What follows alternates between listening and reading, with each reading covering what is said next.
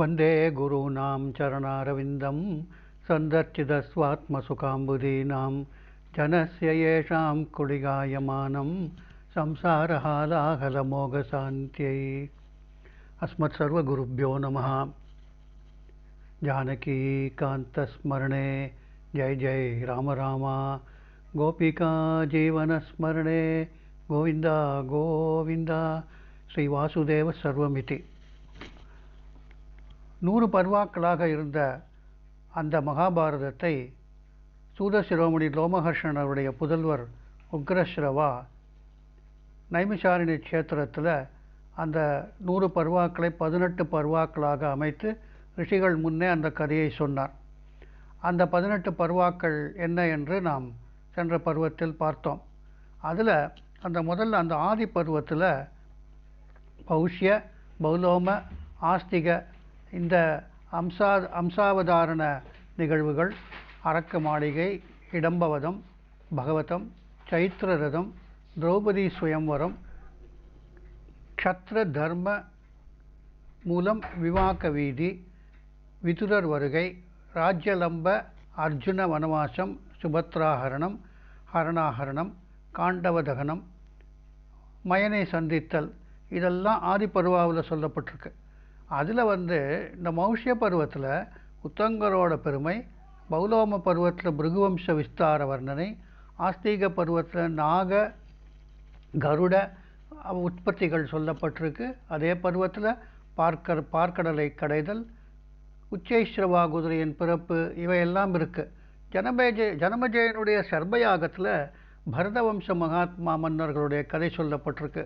சம்பவ பருவத்தில் மன்னர்களுடைய பல்வேறு வகை பிறப்பு வர்ணனை, வீரர்கள் மற்றும் வியாசரின் பிறப்பு, தேவர்களின் அம்சாவதாரணம், இதெல்லாம் சொல்லப்பட்டிருக்கு. அதே பருவத்தில் தைத்திய தானவ யக்ஷ நாக சர்ப கந்தர்வ பக்ஷி மற்றும் பல வகை பிராணிகளுடைய தோற்றம், தவசியான கண்வரின் ஆசிரமத்திலே துஷ்யந்தன் மூலம் சகுந்தலாவுக்கு பிறந்த பரதனின் கதை இருக்கிறது. அந்த பரதனின் பெருமையால் இந்த பரத வம்சம் என்னும் பெயரில் உலகில் பிரசித்தமாகி இருக்கிறது. அதற்கு பிறகு சாந்தனுவால் பாகீரதி கங்காவின் கர்ப்பத்திலே வசுக்களின் தோற்றம், அவர்கள் சொர்க்கம் அடைந்தது இருக்கிறது. அதிலேயே வசுக்களின் திரண்ட ஒடியான பீஷ்மரின் ஜன்மக்கதையும், ராஜபோகத்தை துறந்ததும், வாழ்நாள் முழுவதும் பிரம்மச்சரியம் காக்கும் சபதமும், அதை பரிபாலித்தலும், சித்ராங்கத ரக்ஷை, அவனது மரணத்திற்கு பிறகு விசித்திர வீரியனின் ரக்ஷை, அவனுக்கு ராஜ்யமளித்தல், அணிமாண்டவியரின் சாபத்தால் தர்மராஜன் விதுரரின் உருவில் மனிதனாக பிறப்பது, ஸ்ரீ கிருஷ்ணத்வைபாயனரின் வரத்தால் திருதராஷ்டிர பாண்டுவின் பிறப்பு, அதே சமயம் பாண்டவரின் தோற்றம் ஆகிய கதைகள் உள்ளன. அரக்க மாளிகை எரிப்பு பருவத்திலே பாண்டவரின் வாரணாவத யாத்திரையில் துரியோதனின் இரகசியமான சூழ்ச்சி வர்ணையும், பாண்டவரிடம் புரோஷனனை அனுப்புவதும், வழியில் விதுரர் தர்மராஜனின் நன்மைக்காக மிலேச்ச பாஷையில் கூறிய ஹிதோபதேச வர்ணனையும் உள்ளன. அதற்கு பிறகு விதுரருடைய உபதேசப்படி சுரங்கம் தோண்டப்பட்டதும், அந்த அரக்க மாளிகையில் தன் 5 புதல்வர்களுடன் தூங்கிய காட்டு பெண்ணும் புரோஷனனும் எரிந்ததும் சொல்லப்பட்டது. கோரமான காட்டில் பிரயாணம் செய்த சமயம் பாண்டவர் ஹிடம்பாவை பார்த்தல், பீமன் ஹிடம்பாசுரனை வதம் செய்தல், கடோத்கசன் தோற்றம், இவை ஹிடம்ப பருவத்தில் இருக்கிறது. தேஜஸ்வியான வியாசரை பாண்டவர் சந்தித்தல், அவரது ஆணையால் ஏகச்சக்கர நகரத்தில் மறைந்து வாழ்தல், அச்சமயம் பகாசுரவதம், இவை போன்றது இருக்கிறது. இதன்பின் திரௌபதி திருஷ்டத்யும்ன தோற்றம், பிராமணர் மூலம் விவரமறிந்து வியாசரின் ஆணைப்படி திரௌபதியுடைய சுயம்வரம் பார்க்க பாஞ்சால தேசம் வருதல், இவை சொல்லப்பட்டிருக்கின்றன. சைத்திரரத பருவத்தில் அர்ஜுனன் கங்கை கரையில் அங்காரபர்ண கந்தர்வனை வென்று நட்பு கொள்ளல், அவன் மூலம் தபதி வசிஷ்ட ஔர்வரின் உத்தம கதை கேட்டல், பின் பாண்டவரின் பாஞ்சால யாத்திரை, மன்னாதி மன்னர் நிறைந்த சபையில் லட்சிய பேதம் செய்து அர்ஜுனன் திரௌபதியை அடைதல், அங்கு போரில் கோபத்தில் குருடரான மன்னர்களோடு பீமார்ஜுனர் போரிட்டு வெல்லுதல், சல்ய கர்ணனை வெல்லல் போன்றவை சொல்லப்பட்டுள்ளன. பலராமகிருஷ்ணர் பீமார்ஜுனரின் அடங்காத வீரரைக் கண்டு பாண்டவரோ என்று சந்தேகித்து அவர்களை பின்தொடர்ந்து குயவன் வீட்டிற்கு வருதல், பின் துருபதன் ஐவருக்கு தன் ஒரு மகளை விவாகம் செய்விப்பது, எப்படி என்று யோசிப்பது. இந்த பர்வாவிலே 5 இந்திரரின் அற்புத கதையும் திரௌபதிக்கு தேவர் விதித்த மனித பரம்பரைக்கு விபரீதமான திருமண வர்ணனையும் உள்ளது. பின் திருதராஷ்டிரன் பாண்டவருக்கு பாதி அரசு தருதல், இந்திரபிரஸ்தத்தில் பாண்டவரின் வாசம், நாரதரின் ஆணைப்படி திரௌபதியிடம் பாண்டவரின் சமய நிர்ணயம் முதலிய வர்ணனைகளும் உள்ளன. இதில் சுந்த உபசுந்தனின் கதையும் உள்ளது. திரௌபதியும் தர்மராஜரும் அமர்ந்திருந்தபோது பிராமணனின் பொருளை மீட்க அர்ஜுனன் ஆயுதம் எடுக்க அங்கு செல்லல், ஒழுங்கை காக்க வனமேகுதல் மற்றும் இதே சமயம் அர்ஜுனன் உலூபியை சந்தித்தலும் கூறப்பட்டுள்ளன. பின் அர்ஜுனனின் தீர்த்த யாத்திரை, சித்ராங்கதாவின் மூலம் பப்ருவாகன் பிறத்தல், முனிவர் சாபத்தால் முதலையாகியிருந்த 5 அப்சரசுகளுக்கு முக்தியளித்தல், பிரபாச கஷேத்திரத்தில் கிருஷ்ணார்ஜுனரின் சந்திப்பு, பின் துவாரகையில் அர்ஜுனனும் சுபத்ராவும் பரஸ்பரம் விரும்புதல், கிருஷ்ணரின் அனுமதியோடு சுபத்ராஹரணம், கிருஷ்ணன் வரதட்சணையோடு பாண்டவரிடம் வருதலும், அமித பராக்கிரமையான அபிமன்யுவின் பிறப்பும், பின் திரௌபதி புதல்வர்களின் ஜன்மமும், கிருஷ்ணார்ஜுனர் யமுனைக்கரை சென்றபோது சக்கரமும் வில்லும் பெற்றது, காண்டவதகனம், மயந்தப்புதல், அக்னியிலிருந்து பாம்பு முற்றிலும் தப்புவது போன்ற வர்ணனைகள் உள்ளன. இதற்கு பிறகு மந்தபாலனின் சார்கப்பறவையின் கர்ப்பத்தில் மகன் தோன்றிய கதை சொல்லப்பட்டது. இவ்விதம் இவை எல்லாவற்றையும் அடக்கிய ஆதி பர்வம் எல்லாவற்றிலும் முதன்மையானது என்பது நிரூபணமாகிற்று. பரமரிஷி வியாசர் இந்த பருவத்திலே 227 அத்தியாயங்களை இயற்றியிருக்கின்றார். 8884 ஸ்லோகங்கள் உள்ளன.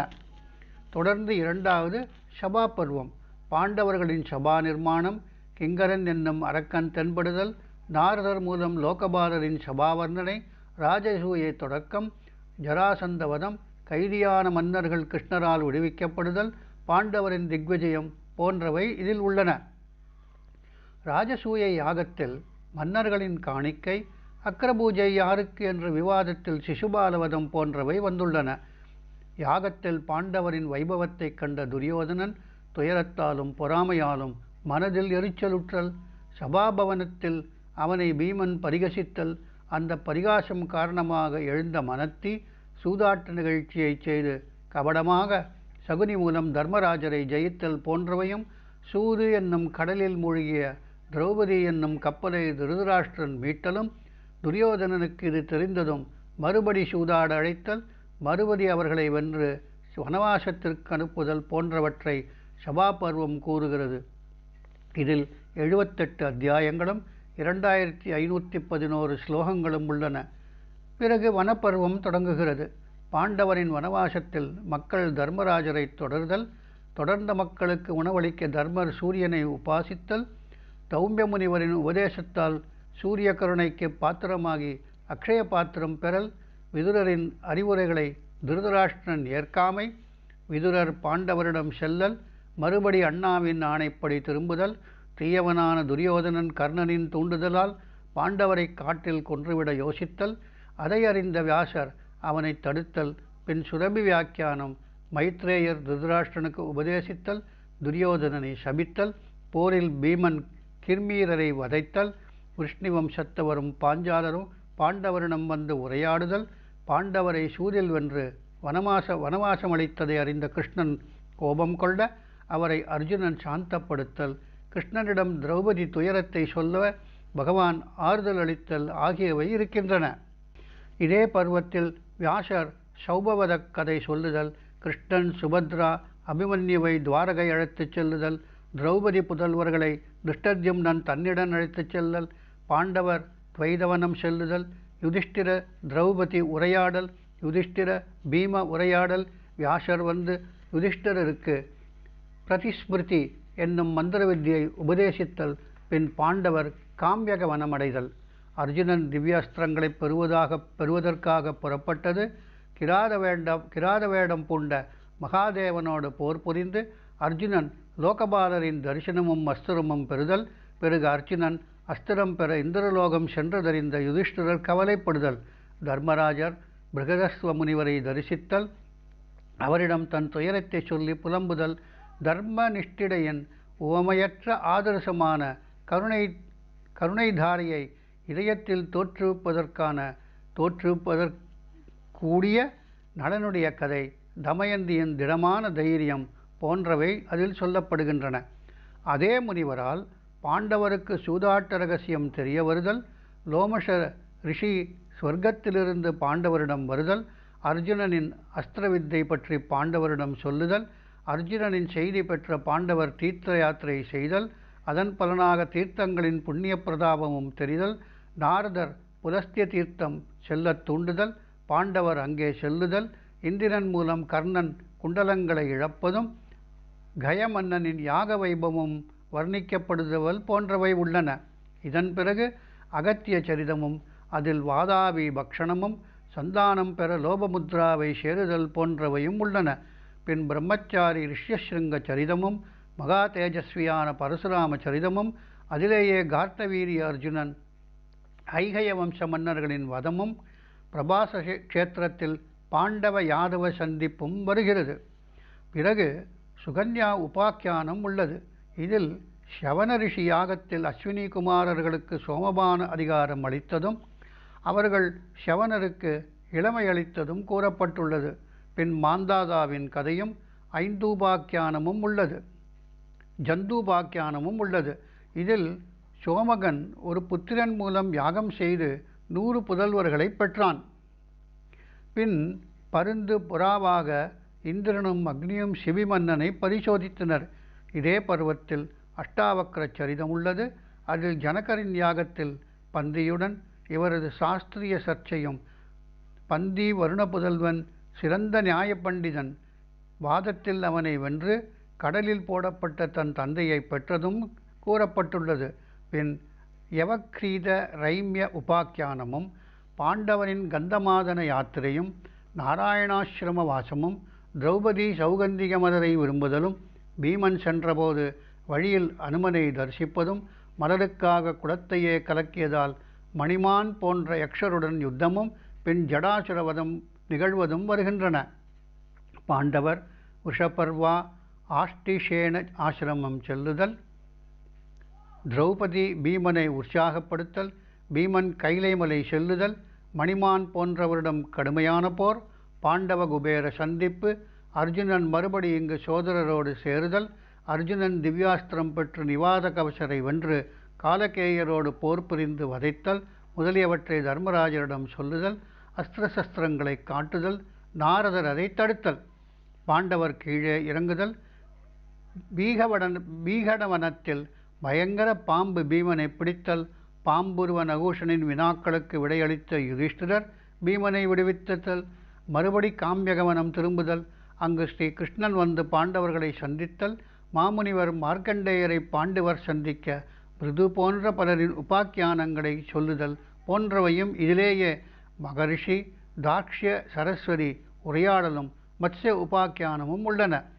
இந்திரத்யும்ன உபாக்கியானமும் துந்துமாரி உபாக்கியானம், பதிவிரதை ஆங்கீரச உபாக்கியானம், சத்யபாமா திரௌபதி உரையாடல், பாண்டவர் துவைதவனம் வருதல், கௌரவ கோஷ யாத்திரையும், கந்தர்வனால் துரியோதனன் கைதாதலும், அவனை அர்ஜுனன் விடுவிப்பதும், தர்மராஜருக்கு கனவில் ஹரிண தரிசனம் உண்டாதலும், மறுபடி காம்பியகவனம் செல்லுதலும், பின் பிரீஹித்ரௌணிக உபாக்கியானமும் சொல்லப்பட்டுள்ளன. துர்வாச உபாக்கியானமும் திரௌபதி ஜெயத்திருநாள் ஹரணமும் பீமன் அவனை தோற்கடித்து 5 குடுமி வைத்தலும் வர்ணிக்கப்பட்டுள்ளன. பகவான் ராமன் தன் வீரத்தால் ராவணனை வென்ற இராமாயணம் வனப்பருவத்தில் விஸ்தாரமாக சொல்லப்பட்டுள்ளது. பின் சாவித்ரி கதை, இந்திரனால் கர்ணன் வஞ்சிக்கப்படுதல், இந்திரன் அவனுக்கு சக்தி ஆயுதம் அளித்தல், பின் தர்மராஜர் தன் மகன் யுதிஷ்டிரனுக்கு சிக்ஷை அளிக்கும் ஆரணேய உபாக்கியானம், வரம் பெற்று மேற்கே செல்லல் போன்றவையும் வனப்பருவத்திலேயே உள்ளன. இதில் 269 அத்தியாயங்களும் 11,664 ஸ்லோகங்களும் உள்ளன. பிறகு வருவது விராட பருவம்.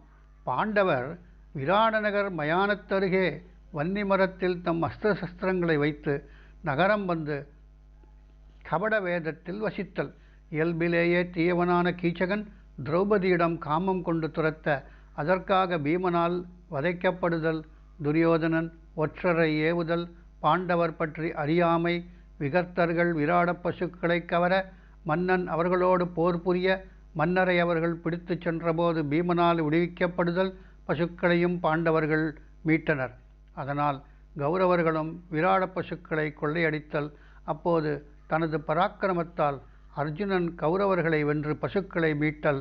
பாண்டவரை புரிந்து கொண்ட விராட மன்னர் தன் மகள் உத்தரையை அர்ஜுன புதல்வன் அபிமன்யுவிற்கு திருமணம் செய்வித்தல் போன்றவை இதில் வருகின்றன. வியாசர் இதில் 67 அத்தியாயங்களையும் 2050 ஸ்லோகங்களையும் இயற்றியுள்ளார். 5வது பர்வம் உத்தியோக பர்வம் எனப்படுகிறது. பாண்டவர் உபப்ளவ்ய நகரத்தில் இருந்தபோது துரியோதனனும் அர்ஜுனனும் வெற்றியை இழந்து ஸ்ரீகிருஷ்ணனிடம் சென்றனர். இருவரும் ஸ்ரீகிருஷ்ணனிடம் போரில் உதவி புரிய வேண்டும் என்று கேட்டனர். கிருஷ்ணன், நீங்கள் இருவரும் சிறந்தவர்கள். நான் ஒருவனிடம் ஆயுதமேந்தி போர் புரியாமல் ஆலோசனை மட்டும் கூறுவேன். மற்றவனுக்கு ஒரு அக்ஷௌகிணி சேனை அளிப்பேன். யாருக்கு எது வேண்டுமென்று நீங்களே தீர்மானியுங்கள் என்று சொன்னார். துர்புத்தி துரியோதனன் சேனையையும் அர்ஜுனன் போரிடாவிட்டாலும் உடனிருந்தால் போதுமென்றும் ஸ்ரீகிருஷ்ணனை வேண்டி பெற்றனர். மற்ற தேசத்து மன்னர் சல்யன் பாண்டவருக்கு உதவ வந்தபோது கபடமாக உபசரித்து அவரிடம் உதவி செய்கின்றேன் என்ற வாக்குறுதி பெற்றான் துரியோதனன். பிறகு அவர் பாண்டவரிடம் சென்று நடந்ததை சொன்னார்.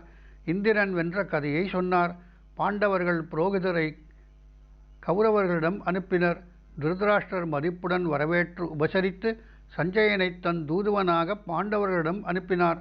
பாண்டவர் ஸ்ரீகிருஷ்ணனை தலைவனாக கொண்டு போருக்கு புறப்படுவதை அறிந்த திருதராஷ்டிரன் இரவு பகல் தூங்காமல் வருந்தினான். அப்போது விதுரர் வியக்கத்தக்க நீதிகளை உபதேசித்தார். இதுவே விதுர நீதி என்ற பெயரில் பிரசித்தி பெற்றது.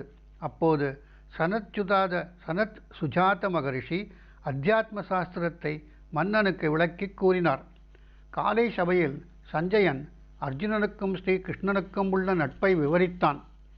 பகவான் ஸ்ரீகிருஷ்ணன் அமைதியை நிலைநாட்ட தானே அஸ்தினாபுரம் சென்றார். பகவான் இரு தரத்தினருக்கும் நன்மையை விழைந்து அமைதியை வேண்டினாலும் துரியோதனன் அவரை எதிர்த்தான். இதில் தம்போத்பவ கதையும் மாதலி தன் மகளுக்கு வரம் தேடுவதும் வருகிறது.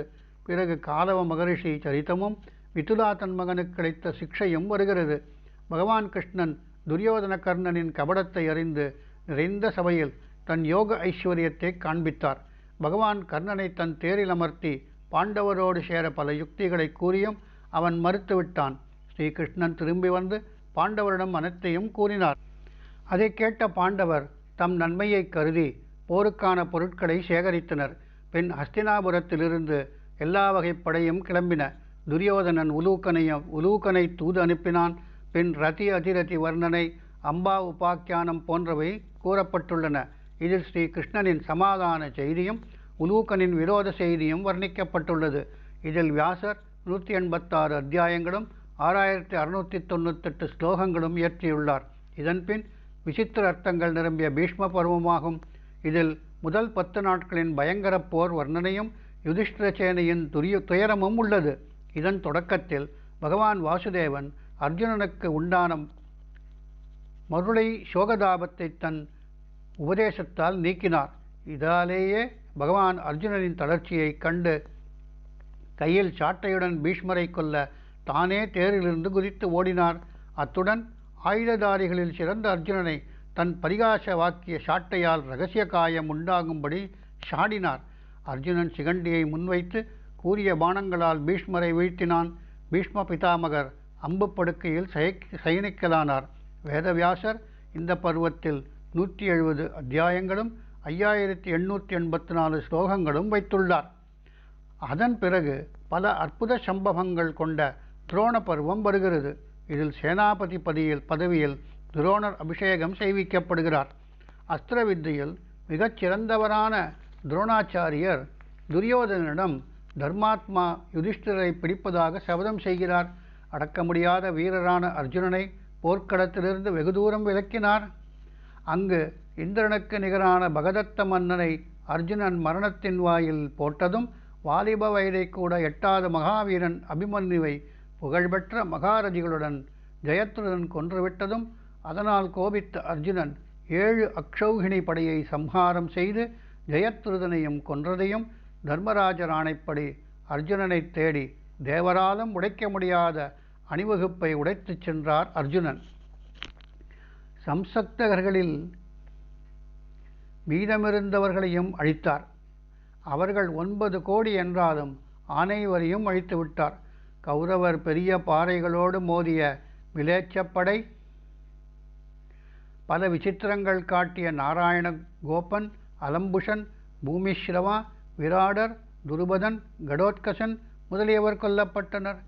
தந்தை கொல்லப்பட்டதால் அடக்க முடியாத வீரன் அஸ்வத்தாமன் நாராயணாஸ்திரத்தை ஏவினான். இதில் ஆக்னேயாஸ்திரம், வியாச ஸ்ரீ கிருஷ்ணன் வருகை, அர்ஜுனின் பெருமை போன்ற கதைகள் உள்ளன. இந்த 7வது பருவம் மிகப்பெரிய சூர வீரர்கள் கொல்லப்பட்ட பருவம். வியாசர் இதில் 170 அத்தியாயங்களும் 8909 ஸ்லோகங்களும் இயற்றியுள்ளார். இதன்பின் கர்ணபருவம் வருகிறது. இதில் மத்ரராஜன் சல்யன் கர்ணனுக்கு சாரதியானான். திரிபுர சம்ஹார புராணக் கதை உள்ளது. போருக்கு போனபோது கர்ணசல்யரின் கடுமையான உரையாடலும் அம்சகாகத்தின் ஆக்ஷேபணையான உபாக்கியானமும் வருகிறது. பாண்டிய மன்னனை அஸ்வத்தாமா வதம் புரிந்ததும் தண்டசேன தண்டனின் வத பிரசங்கமும் உள்ளன. பின் கர்ண யுதிஷ்டிரரின் துவந்த யுத்தமும் கர்ணன் தர்மராஜரின் உயிரை சங்கடத்தில் ஆழ்த்தியதும் கூறப்பட்டன. யுதிஷ்டிர அர்ஜுன கோப எழுச்சியும் பகவான் அர்ஜுனனை அமைதியாக்குவதும், பீமன் முதலில் செய்த சபதப்படி துச்சாசனின் மார்பை பிளந்து ரத்தம் குடித்ததும், அர்ஜுனன் கர்ணனை கொன்று விடுவதும் இந்த 8வது கர்ண பருவத்தில் வருகின்றன. இதில் 69 அத்தியாயங்களும் 4964 ஸ்லோகங்களும் உள்ளன. பின் சல்ய பருவம் கூறப்படுகிறது. இதில் வருபவை கௌரவசேனையின் முன்னணி வீரர் அனைவரும் கொல்லப்படவே சல்யன் சேனாபதியானார். இதில் கார்த்திகேய உபாக்கியானமும் அபிஷேக கர்மமும் உள்ளன. ரதிகளின் போர் பகுத்து கூறப்பட்டிருக்கிறது. தர்மராஜர் மூலம் சல்யவதமும் சகதேவன் மூலம் சகுனியின் வதமும் நிகழ்கின்றன. பெரும் சேனை அழிந்து சிறிதளவு மிஞ்சிய சேனை இருக்கும்போது துரியோதனன் குளத்து நீரில் உட்கார்ந்து ஓய்வெடுக்கலானான். ஆனால் வேடர்கள் பீமனிடம் அதை சொல்ல தர்மராஜரின் சொற்களால் கோபத்தோடு அவன் வெளியே வர பீமனோடு கதைப்போர் செய்தான். இடையே பலராமர் வந்தார். சரஸ்வதி நதிக்கரையின் புனித தீர்த்த மகிமை விளக்கப்பட்டது. கதைப்போரில் பீமன் பிடிவாதமாக போர் நியமத்தை மீறி துரியோதனின் துடைகளை தன் கதையால் உடைத்து விட்டார். இந்த 9வது பருவத்தில் 59 அத்தியாயங்களும் 3220 ஸ்லோகங்களும் இயற்றப்பட்டுள்ளன. தொடர்ந்து 10வது பருவமான சௌப்திக பருவம் வருகிறது. இதில் துடை உடைந்து கிடந்த இரத்தத்தில் நினைந்த துரியோதனிடம் மாலை நேரம் கிருதவர்மா, கிருபர், அஸ்வத்தாமா மூவரும் வந்தனர். அவனது துர்தசையை கண்டனர். திருஷ்டத்யும்னனையும் பாஞ்சாலர்களையும் மந்திரிகளோடு பாண்டவர் அனைவரையும் வதம் புரியாமல் கவசத்தை கழற்ற மாட்டேன் என்று அஸ்வத்தாமா சபம் செய்தான். மூவரும் மாலை ஒரு காட்டினுள் சென்றனர். அங்கு ஆலமரத்தடியில் தங்கியபோது ஒரு ஆந்தை பல காக்கைகளை கொன்றதைக் கண்ட அஸ்வத்தாமா தன் தந்தையின் வதத்திற்கு பழிவாங்க தூங்கும் பாஞ்சாலர்களை கொல்ல நிச்சயித்தான். பின் பாண்டவ முகாம் சென்றபோது ஒரு பயங்கர ராட்சசன் நிற்பதை பார்த்தான். அவன் பூமிக்கும் ஆகாயத்திற்குமாக இருந்தான். அஸ்வத்தாமன் விடுத்த அம்புகளை அவன் அழித்தான். உடனே முக்கண்ணரை ஆராதித்து மகிழ்வித்தான். பின் கிருதவர்மா, கிருபர் இருவருடைய உதவியோடும் தூங்கிய திருஷ்டத்யும்னன் பாஞ்சாலர்கள், திரௌபதி புதல்வர்கள் அனைவரையும் வதம் செய்தான். பகவானை ஆசிரியித்த பாண்டவர் 5வரும் சாத்தியகியும் மட்டுமே தப்பினர். திருஷ்டத்யும்னனின் சாரதி பாண்டவர்களிடம் நடந்தவற்றை கூறினான். திரௌபதி புத்திர பிதா சகோதரன் சோகத்தால் மிகுந்த துயருற்றாள். அவள் இதற்கு பழிவாங்கும்படி கோர உண்ணாவிரதம் இருக்க ஆரம்பித்தாள். அதனால் அஸ்வத்தாமனை பழிவாங்க பீமன் அவன் பின்னால் ஓடினான். அதனால் பயந்துவிட்ட அஸ்வத்தாமா கோபத்தோடு திவ்யாஸ்திர பிரயோகம் செய்தான். ஸ்ரீகிருஷ்ணன் பாண்டவரை ரட்சித்தார். அர்ஜுனன் அந்த திவ்யாஸ்திரத்தை தன் அஸ்திரத்தால் சாந்தமாக்கினார். அப்போது வியாசரும் கிருஷ்ணனும் அஸ்வத்தாமனை சபிக்க அவனும் அவர்களை சபித்தான். அவன் தலையில் இருந்த மணியை பிடுங்கி திரௌபதிக்கு அளிக்கப்பட்டது. இதில் 18 அத்தியாயங்களும் 870 ஸ்லோகங்களும் உள்ளன. இதன்பின் கருணை ரசதாரை பெருகும் ஸ்திரீ பருவம் வருகிறது. திருதராஷ்டிரன் புத்திரசோகத்தால் பீமனுக்கு துரோகம் நினைக்கிறார். கிருஷ்ணன் மூலம் தன் அருகே கொண்டு வரப்பட்ட இரும்பு பதிமையை தன் புஜங்களால் அழுத்தி தூள் தூளாக்கிவிட்டார். அப்போது விதுரர் விவேக புத்தியோடு சம்சாரத்தின் துயரங்களை எடுத்து கூறி மோட்சத்தை காட்டும் முக்திகளை கூறினார். கௌரவ அந்தரப்புற பெண்கள் போர்க்களம் செல்கின்றனர். அங்கு அவர்களின் அழுகை, காந்தாரியும் திருதராஷ்டிரனும் கோபத்தால் மூர்ச்சையடைதல், க்ஷத்திரிய பெண்கள் தங்களது புத்திர சகோதர தந்தையரின் பிணங்களை பார்த்தல், துயருற்ற காந்தாரியை ஸ்ரீகிருஷ்ணர் சாந்தப்படுத்தல், சிறந்த தர்மாத்மாவான யுதிஷ்டிரர் அனைத்து மன்னவர்களுக்கும் சாஸ்திர விதிப்படி இறுதி சடங்கு செய்வித்தல், ஜலாஞ்சலி சந்தர்ப்பத்தில் குந்தி மூலம் இரகசியமாக தோன்றிய கர்ணனின் கதை வெளிப்படுகிறது போன்ற சோக தாபமிக்க இந்த பருவம் புருஷர்களின் கண்களில் கூட நீர்தாரையை பிரவாகிக்கச் செய்வதாகும். இதில் 27 அத்தியாயங்களும் 775 ஸ்லோகங்களும் உள்ளன. இதன்பின் 12ஆம் பருவம் சாந்தி பருவம் என்னும் பெயரில் பிரசித்தமானதாகும். அறிவையும் விவேகத்தையும் பெருக்க வல்லது. யுதிஷ்டிரர் உற்றார் உறவினர்களை கொன்றதாக துக்கித்து வைராக்கியம் அடைகிறார். இதில் அம்பு படுக்கையில் உள்ள பீஷ்மர் உபதேசித்த தர்மங்கள் வர்ணிக்கப்பட்டுள்ளன. உத்தம ஞானம் வேண்டுவோர் இவற்றை நன்கு அறிய வேண்டும். இதில் தேசகாலப்படி நடக்கத் தகுந்த ஆபத் தர்ம நிரூபணம் செய்யப்பட்டுள்ளது. இதை நன்று அறிபவன் எல்லாம் அறிந்தவன் ஆகிவிட முடியும். பல அற்புத மோட்ச தர்மங்களும் இதில் உள்ளன. ஞானிகள் விரும்பும் இந்த பருவம் 339 அத்தியாயங்களையும் 14,732 ஸ்லோகங்களையும் கொண்டதாகும். இதன்பின் அனுசாசன பருவம் வருகிறது. இதில் யுதிஷ்டிரர் பீஷ்மரின் தர்ம சித்தாந்தங்களை கேட்டு வியந்ததும் தர்ம அர்த்த சம்பந்தமான நல்ல ஆச்சார விவகார நிரூபணமும் பல வகை தானங்களின் பலனும் கூறப்பட்டுள்ளன. தானத்திற்கு சிறந்த பாத்திரம், உத்தம விதி, ஆச்சாரம் விதானம், உண்மை பேசுவதின் எல்லை, பசு பிராமணரின் பெருமை, தர்ம ரகசியம், தேசகால மகிமை அனைத்துடன் பீஷ்மரின் சொர்க்க பிராப்தியும் கூறப்பட்டுள்ளது. தர்ம நிர்ணயம் செய்யும் இந்த 13வது பருவத்தில் 146 அத்தியாயங்களும் 8000 ஸ்லோகங்களும் உள்ளன. 14வது ஆஸ்வமேதிக பருவமாகும். இதில் உத்தமயோகி சம்வர்தன் மற்றும் மிருத்தின் உபாக்கியானம் உள்ளது. யுதிஷ்டிரருக்கு தங்க பொக்கிஷம் கிடைப்பதும் பரீட்சித்தின் பிறப்பும் வர்ணிக்கப்படுகின்றன. முதலில் அஸ்வத்தாமாவின் அஸ்திரத்தால் பொசுங்கிய பரீட்சித் ஸ்ரீ கிருஷ்ணனின் அருளால் மறுபடி உயிர் பெறுகிறான். பல நாடுகளுக்கு யாக குதிரையோடு அர்ஜுனன் செல்வதும் பல நாடுகளில் போரிடுவதும் உள்ளன. புத்திரிகா தர்மப்படி தோன்றிய சித்ராங்கதாவின் குமாரன் பப்ருவாகன் போரில் அர்ஜுனன் உயிரை சங்கடத்தில் ஆழ்த்தியதும் நகுலோபாக்கியானமும் வருகிறது. இவ்விதம் அற்புதமாக கூறப்பட்ட இதில் 103 அத்தியாயங்களும் 3320 ஸ்லோகங்களும் உள்ளன. பிறகு ஆசிரமவாசிகம் எனும் 15ஆம் பருவமாகும். இதில் காந்தாரி திருதராஷ்டிரருடன் விதுரர் வனம் செல்லுவதும் அங்கு திருதராஷ்டிரன் முதலியவர் சென்றதைக் கண்ட குந்தியும் தன் புதல்வர்களை விட்டு அவர்களோடு செல்லுதலும், திருதராஷ்டிரன் இறந்த தன் புத்திர பௌத்திரர் தன்னிடம் வந்ததை வியாசரின் அருளால் கண்டு துயரம் ஒழிதலும் சித்தியடைதலும் வருகிறது. விதுரரின் உத்தமகதி, சஞ்சயனும் உத்தம பதம் அடைதல், தர்மராஜருக்கு நாரதரின் தரிசனமும் அவரால் யதுவம்ச சம்ஹாரமும் இவற்றை அறிந்து கொள்வது போன்றவை சொல்லப்பட்டுள்ளன.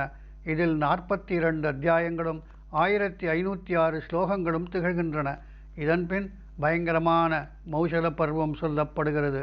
இதில் யதுவம்சத்து வீரர்கள் கடற்கரையில் தங்களுக்குள் போரிட்டு அஸ்திர சஸ்திர ஸ்பரிசத்தால் மட்டுமே கொல்லப்பட்டனர். பிராமண சாபம் முதலில் கொன்றுவிட்டதால் இவர்கள் நன்கு மதுபானம் செய்துவிட்டு போதையில் நினைவிழந்து தெய்வத்தின் தூண்டுதலால் மோதி வஜ்ர கோரையால் அடித்து கொண்டனர். இத்தகைய சம்ஹாரம் செய்வித்த கிருஷ்ண பலராமர் சர்வ சமர்த்தராயினும் காலத்தை மீறாமல் மகரிஷிகளின் வாக்கை ஏற்றுக்கொண்டனர். துவாரகை வந்த அர்ஜுனன் அது சூன்யமாக இருப்பதை பார்த்து கவலையும் துயரமும் அடைந்தார். அவர் மாமா வசுதேவரின் இறுதிக்கடனை முடித்துவிட்டு ஆபானஸ்தானம் சென்று யதுவம்சத்தவரின் பயங்கர அழிவைக் கண்டார். அங்கிருந்து முக்கியமான விஷ்ணு வம்ச வீரர்களுக்கு சடங்கு செய்தார். பின் பெண்கள், குழந்தைகள், வயதானவர்களுடன் அங்கிருந்து புறப்பட்டார். வழியில் காண்டீபத்தின் தோல்வியையும் கண்டார். அவர் திவ்யாஸ்திரங்களை மறந்தார். விஷ்ணுகுல பெண்கள் கண்ணெதிரில் அபகரிக்கப்பட்டனர். தன் பிரபாவம் குன்றியது அனைத்தையும் கண்டு துயருற்ற அர்ஜுனன் யுதிஷ்டிரரிடம் சென்று துறவில் ருச்சி காட்டினார். இந்த பருவத்தில் வியாசர் 8 அத்தியாயங்களும் 320 ஸ்லோகங்களும் கூறியுள்ளார். பிறகு 17வது மகாபிரஸ்தானிக பருவம் சொல்லப்பட்டுள்ளது. இதில் பாண்டவர்கள் திரௌபதியோடு பெரும் பயணம் சென்றனர். இதில் அவர்கள் செங்கடல் அருகே சாக்ஷாத் அக்னி தேவனை பார்த்தார்கள். அர்ஜுனன் தனது காண்டீபத்தை அவருக்கு அர்ப்பணித்தார். வழியில் சகோதரர்களும் திரௌபதியும் விழுந்தபோதும் யுதிஷ்டிரர் பின்னால் திரும்பி பார்க்கவில்லை, மேலே செல்லலானார். இதுவே மகாபிரஸ்தானிக பருவமாகும். இதில் 3 அத்தியாயங்களில் 123 ஸ்லோகங்களை கூறியுள்ளார். பிறகு வருவது ஸ்வர்காரோகண பருவமாகும். இது அற்புதமானது, திவ்யமானது. யுதிஷ்டிரருக்கு ஸ்வர்க்கத்திலிருந்து தேர் வந்தது. ஆனால் உடன் வந்த நாயை விட்டு அதில் ஏற மறுத்துவிட்டார். அவருக்கு தர்மத்திலிருந்து அசையாத நிலையை கண்ட நாய் தன் ரூபத்தை விட்டு சாக்ஷாத் தர்மராஜனாகிவிட்டது. தர்மரோடு யுதிஷ்டிரர் சொர்க்கம் சென்றார். அங்கு நரகத்தின் பயங்கர வேதனைகளை கண்டார். தன் சகோதரர்களின் அவலக்குறையும் கேட்டார். பிறகு இந்திரனும் யமனும் அவருக்கு அவரது சகோதரர்களின் சத்கதியை காண்பித்தார்கள். பின் ஆகாய கங்கையில் நீராடி மனித உடலை நீத்தார். இந்திரன் முதலியோரால் மதிக்கப்பட்டு ஆனந்தமாக இருக்கலானார். இதில் 5 அத்தியாயங்களும் 209 ஸ்லோகங்களும் கூறியுள்ளார். மொத்தம் 18 பருவாக்களாகும். விடுபட்ட பருவங்களில் கில பருவங்கள் என்று சொல்லப்படுகின்ற விடுபட்ட கிளப்பருவங்களில் ஹரிவம்சமும் பவிஷ்யமும் வர்ணித்துள்ளார். கிளப்பருவதத்தில் 12,000 ஸ்லோகங்களும் உள்ளன. குருக்ஷேத்திர போரில் 18 அக்ஷௌகிணி சேனை கூடியது. 18 நாட்கள் போர் நடந்தது. அங்க உபனிஷதங்களோடு 4 வேதம் அறிந்தும் மகாபாரதத்தை அறியாத பிராமணர் வித்வானாக ஆகமாட்டான். எல்லையற்ற பிரபாவசாலியான வியாசர் அர்த்த தர்ம காம சாஸ்திரமாக இதை இயற்றியுள்ளார். ஸ்வயமே மோட்ச சாஸ்திரமும் ஆகிறது மகாபாரதம். குரலை கேட்ட பின் காக்கையின் ஒலி ருச்சிக்காததைப் போல இதை படித்த பின் மற்றவை ருச்சிக்காது. பஞ்சபூதங்களால் 3 வகை குணங்கள் உலக சிருஷ்டி உண்டாவது போல் இந்த இதிகாசத்தால் கவிகளுக்கு காவியம் இயற்றும் அறிவு உண்டாகிறது. இதனுள்ளே 18 புராணங்களும் வானத்திலே 4 வகை பிரஜைகளைப் போல ஜராயுத, ஸ்வேதஜ, அண்டஜ, உத்பிஜ இருக்கின்றன.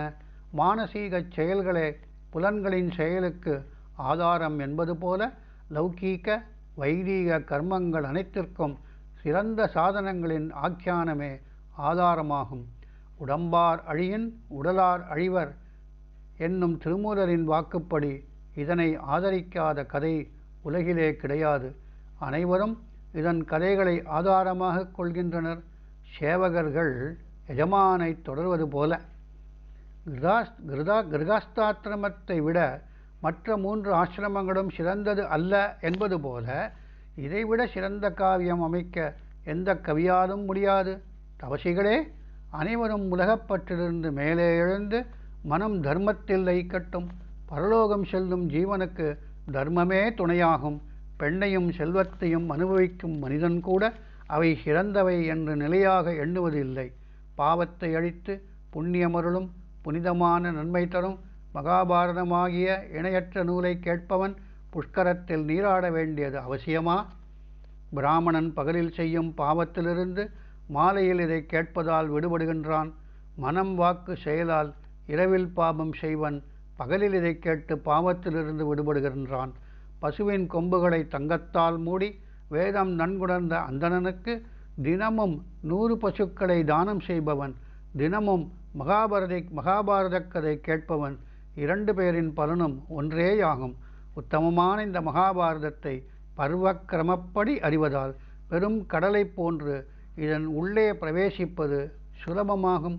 கப்பல் பெருங்கடலையும் கடவிப்பது போல இந்த பருவக்கிரமப்படி அறிவதால் இந்த மகாபாரத கடல் உள்ளே பிரவேசிப்பது மிகவும் சுலபமாக ஆகிவிடும். இவ்வாறு இந்த மகாபாரதத்தின் ஆதி பருவத்திலே பர்வசங்கிரக பர்வம் என்னும் 2வது அத்தியாயம் நிறைவுற்றது. ஸ்ரீ வாசுதேவ சர்வமிதி.